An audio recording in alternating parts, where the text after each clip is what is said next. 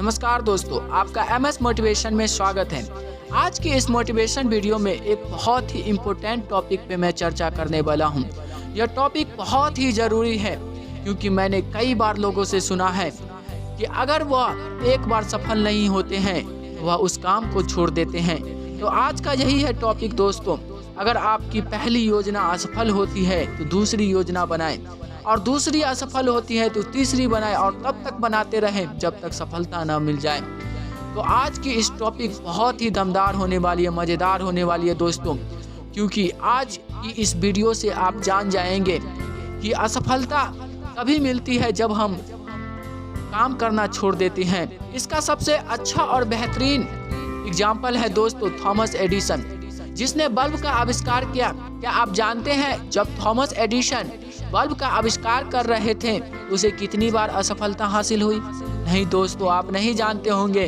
उसे एक बार नहीं, 10 बार नहीं, 100 बार नहीं, 200 बार नहीं, 500 बार नहीं, उसे हजारों बार असफलता हासिल हुई। लेकिन फिर भी उसने असफलता से हार नहीं मानी और उसने उसे कर दिखाया।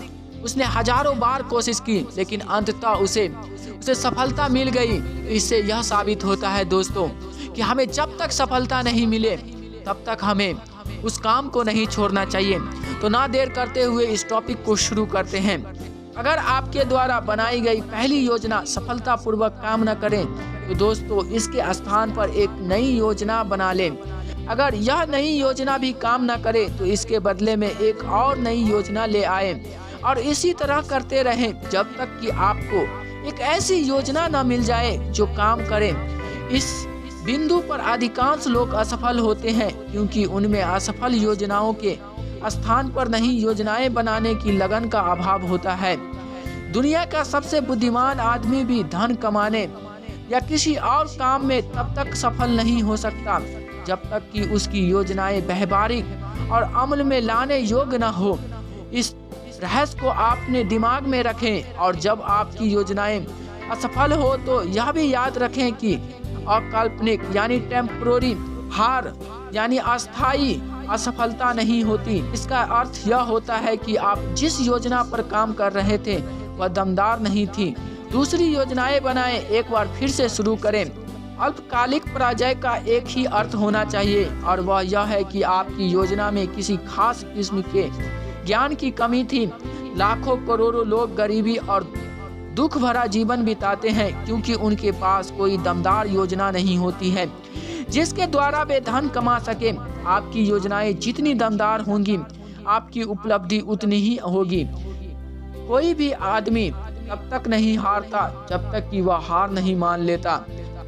अब मैं एक ऐसे इंसान के बारे में बताना चाहूँगा जिसे आपको जानना चाहिए क्योंकि यह एक ऐसे इंसान है जिन्होंने एक बहुत सारी दौलत कमाई है और हर असफलता को हराते हुए सफलता तक पहुंचा है। तो ना देर करते हुए मैं उस इंसान के बारे में बताना चाहूँगा। हेनरी फोर्ड को भी अल्पकालिक पराजय का सामना करना पड़ा और ऐसा न सिर्फ उनके ऑटोमोबाइल करियर की शुरुआत में हुआ बल्कि तब भी हुआ जब वे अपने करियर में काफ़ी ऊंचाई पर पहुंच गए थे। उन्होंने नई योजनाएं बनाई और आर्थिक विजय की ओर एक लंबी छलांग लगा दी। हम हमेशा ऐसे लोगों को देखते हैं जिन्होंने बहुत सारा धन कमाया है परंतु हम अक्सर उनकी विजय ही देख पाते हैं और उनकी असफलताओं को नज़रअंदाज कर देते हैं जिन्हें पार करके ही वे इस मुकाम तक पहुंच पाते हैं। इस फिलॉसफी का कोई भी अनुयायी यह आशा नहीं करेगा कि उसे अल्पकालिक पराजय के अनुभव के बिना ढेर सारी दौलत मिल जाएगी। पराजय को इस बात का संकेत माने कि आपकी योजनाएं दमदार नहीं है। फिर आप इन योजनाओं को दोबारा बना लें और अपने प्रिय लक्ष्य की दिशा में एक बार फिर चल पड़े। अगर आप अपने लक्ष्य तक पहुंचने से पहले ही प्रयास करना छोड़ देते हैं तो आप भगोरे हैं। भगोरे लोग कभी नहीं जीतते और विजयी लोग कभी नहीं भागते। इस बात को उठा ले और 1 इंच ऊंचे अक्षरों में कागज के एक टुकड़े पर लिख ले और इसे ऐसी जगह पर रखे जहां पर इसे हर रात सोने से पहले और हर सुबह उठने के बाद देख सके। जब आप अपने मास्टरमाइंड समूह के सदस्यों को चुनना शुरू करें तो उन लोगों को चुनने का प्रयास करें जो पराजय को गंभीरता से नहीं लेते।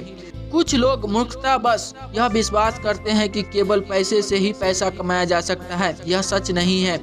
प्रबल इच्छा ही वह माध्यम है जिनके द्वारा पैसा बनाया जाता है, और आप इस प्रबल इच्छा को यह बताएं कि सिद्धांतों की मदद से इसके आर्थिक समतुल्य में रूपांतरित कर सकते हैं। मैंने प्रबल इच्छा को कैसे विकसित किया जाए पिछले वीडियो में बताया है।